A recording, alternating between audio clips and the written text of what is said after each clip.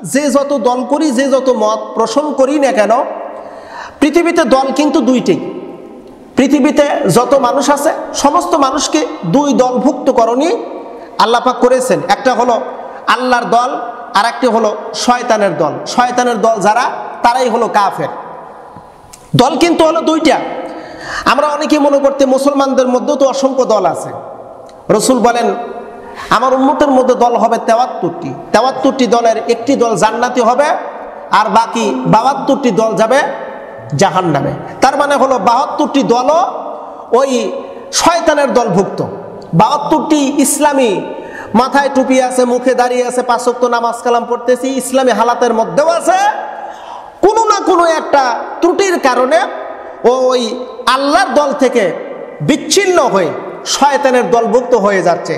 এই জন্য আল্লাহ পাক বলেন দল হলো দুইটি, একটি হলো হিজবুল্লাহ আর একটা হলো হিজবুল শয়তান।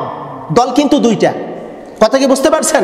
দল হলো দুইটা, একটা হলো আল্লাহর দল আর একটা হলো শয়তানের দল। এখানে আল্লাহ পাক বলেন যুগিনা লিল্লাযিনা কাফারুল হায়াতাদ দুনিয়া। সেই সমস্ত ব্যক্তিরা যারা কাফের, তারা মনে করে এই দুনিয়ার সুখ সমৃদ্ধি জীবনটাই হলো সর্বশ্রেষ্ঠ জীবন, তাই দুনিয়ার স্বাদ ছন্দ আনন্দ আরাম আয়েশ উল্লাস তারা করার জন্য যাবতীয় কিছু সংগ্রহ করে। আল্লাহ পাক বলেন বান্দা, এটা তো তোমার জন্য দুনিয়ায় দিয়েছি আমি সমসাময়িকের জন্য, এটি কিন্তু আমার আপনার জন্য সমসাময়িকের জন্য। আল্লাহ পাক এই ব্যাপারে বলেছেন কোরআনুল হাকিমের ভিতর, যুজ্জিনা লিল্লাসি হুব্বুশ শাহাওয়াতি মিনান নিসাই ওয়াল বানিনা ওয়াল কানাতিরিল মুকান্তারাম মিনাজ যাহাবি ওয়াল ফিদ্দাতি ওয়াল খাইলিল মুসাওয়ামাতি ওয়াল আনআম ওয়াল হারস যালিকা মাতাউল হায়াতিদ দুনিয়া আল্লাহু ইনদাহু হুসনুল মাআব। আল্লাহ পাক বলেন ও পৃথিবীর মানুষেরা, আমি তোমাদেরকে দুনিয়ায় সুশোভিত করেছি, সৌন্দর্যমণ্ডিত করেছি। কি কি দ্বারা তোমরা কি তা জানো? আমি তোমাদেরকে সুশোভিত করেছি হলো হুব্বুশ শাহাতি মিনান নিসা। প্রথমে ইন্ডিকেট করলেন পুরুষকে, পুরুষের বিপরীত হয় নারী। আল্লাহ পাক বললেন আমি তোমাদেরকে নারী দ্বারা সুশোভিত করেছি। নারীরা, আমি তোমাদেরকে পুরুষ দ্বারা সুশোভিত করেছি। নারী ছাড়া পুরুষ যেমন কোনো অস্তিত্ব নাই, অস্তিত্বহীন। নারী ছাড়া পুরুষ যেমন অস্তিত্বহীন, পুরুষ ছাড়াও নারী অস্তিত্বহীন। আল্লাহ পাক রব্বুল আলামিন বলে বান্দারে, আমি তোমাকে নারী দ্বারা সুশোভিত করেছি। হে নারীরা, আমি তোমাদেরকে পুরুষ দ্বারা সুশোভিত করেছি। ওয়াল বানিন, আমি তোমাকে সন্তান সন্তানাদি দিয়েছি। নারী পুরুষ একত্রে, স্বামী স্ত্রী একত্রে, কিন্তু সন্তান নাই, তাদের জীবনটা যেন ব্যর্থ, তাই না? এমনটি মনে হয় না? সফলতা নাই, বাচ্চা কাচ্চা নাই, ছেলে মেয়ে নাই, সব আছে, টাকা পয়সা অর্থ করি, ব্যাংক ব্যালেন্স কিছুই অভাব নাই, কিন্তু সন্তান নাই। বলে আমার জীবনটা একেবারে শূন্য। আল্লাহ পাক বলে ও দুনিয়ার মানুষেরা, আমি তোমাদেরকে নারী দ্বারা সুশোভিত করেছি।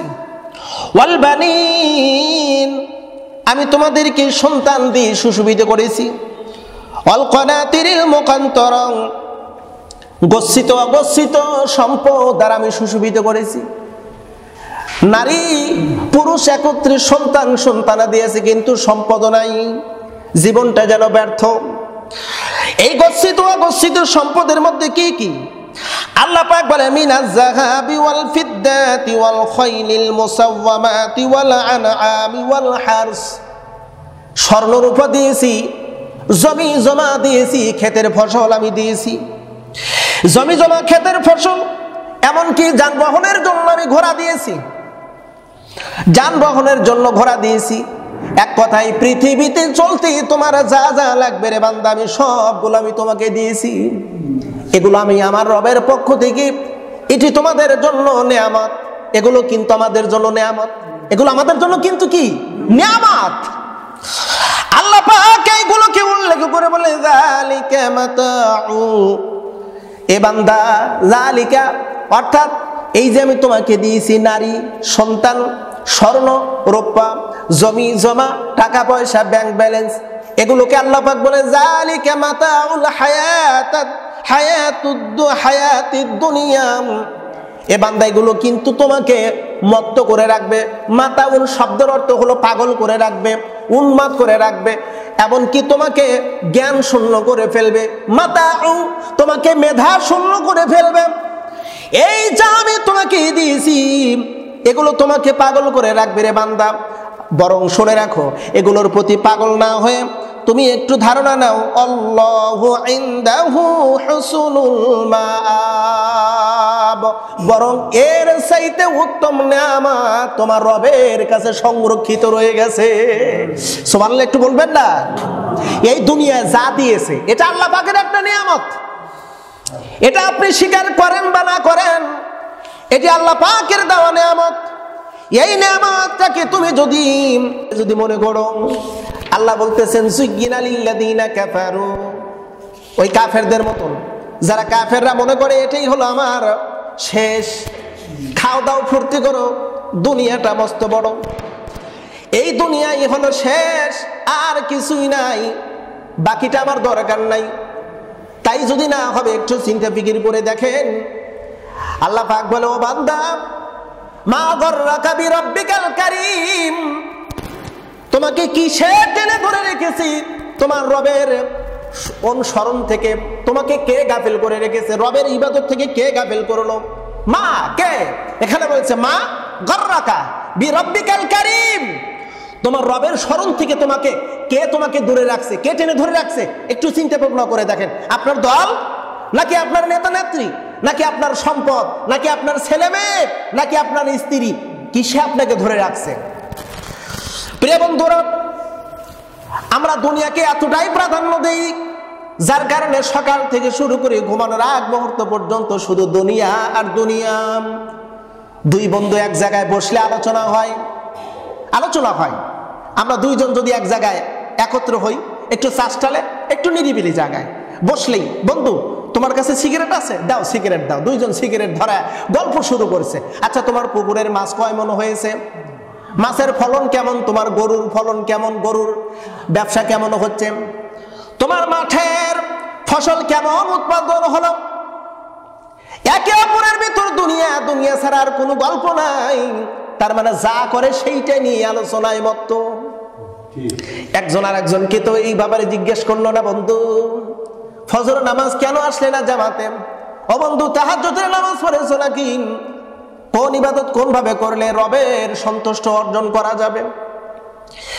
আল্লাহ কয়, বান্দারে, এই সামান্য দুনিয়ার প্রতি এতটা মোহিত হয়ে গেলে, পাগল হয়ে গেলে, ও নবী আপনি তাদেরকে সুসংবাদ দিন। তারা কারা? আল্লাহ পাক বলেন, ওয়াবাশশিরিল্লাযীনা আমানু ওয়া আমিলুস সলিহাতি আন্না লাহুম জান্নাতিন তাজরি মিন তাহতিহাল আনহার। সুসংবাদ দিন সেই সমস্ত ব্যক্তিদেরকে, জান্নাতের সুসংবাদ। জোরে বলুন কি সুবহানাল্লাহ। ওদেরকে আপনি সুসংবাদ দিন যারা প্রকৃতপক্ষে আল্লাহর প্রতি ঈমান আনয়ন করেছে। যে সমস্ত বিষয়ের প্রতি ঈমান আনলে ঈমানদার হওয়া যায়, যারা ঈমান এনেছে আর ভালো কাজগুলো যারা করেছে। আমাদের সমাজের মানুষের ভিতরে একটা বক্রতা হলো, ভালো কাজ হলো শুধু নামাজ পড়া, ভালো কাজ হলো শুধু রোজা রাখা, ভালো কাজ হলো শুধু হজ করা, ভালো কাজ হলো মাঝে মধ্যে কিছু দান সদকা করা, এটুকুই ভালো কাজ মনে করি, আর মনে করি না। আমাদের এরকম অবস্থা। ভালো কাজ আমরা গুটি কয়েক, হাতে গোনা কয়েকটা মনে করি। এখানে বলা হয়েছে ওয়া আমিলুস সলিহাত, ভালো কাজ, নেক কাজ। আপনাকে যদি বলি এই মসজিদের ভিতর আপনি ভালো কাজ করলেন নামাজ, মসজিদের বাহিরে গিয়ে কি আপনি মন্দ কাজ করবেন? আপনি বলবেন না আমি মন্দ কাজ করতে রাজি না, নাকি আপনারা করবেন? কেউ আপনি বলবেন না আমি করব না। আপনাকে যদি বলা হয় আপনার পরিবারের মানুষদেরকে মন্দ কাজ করে যা অর্জন করেছেন মন্দ কাজের মাধ্যম দিয়ে অর্জন করবেন, ভরণ পোষণ করবেন, আপনি বলবেন না আমি করব না। কিন্তু মনের অজান্তেই আমরা অনেক মন্দ কাজগুলোকে ভালো কাজ মনে করে করি, অনেক মন্দ কাজগুলো ভালো কাজ মনে করে করি। আল্লাহ পাক বলেন ওই দুই ব্যক্তিদেরকে সুসংবাদ দিন নবী, যারা এক নাম্বার ঈমান এনেছে আর ভালো ভালো কাজগুলো যারা করেছে, তাদের জন্য সুসংবাদ হলো আন্না লাহুম জান্নাত, তাদের জন্য জান্নাত, তাজরি মিন তাহতিহাল আনহার, আর এমন একটা জান্নাত যেই জান্নাতের তলদেশ দিয়ে নহর প্রবাহিত হবে। নহরের প্রশ্ন, নহর সম্পর্কে যদি প্রশ্ন করা হয়, জান্নাতের নহর, এটা ব্যাপারে আমরা অনেকেই অবগত আছি, অনেকেই জানি আল্লাহ পাক জান্নাতে নহর দিবেন। তবে 4 প্রকারের নহর আল্লাহ পাক আমাদেরকে পান করাবেন। 4 প্রকারের নহর আল্লাহ পাক আমাদেরকে পান করাবেন। এই অত্র আয়াতের ভিতরে আসছে 4 প্রকারের নহর।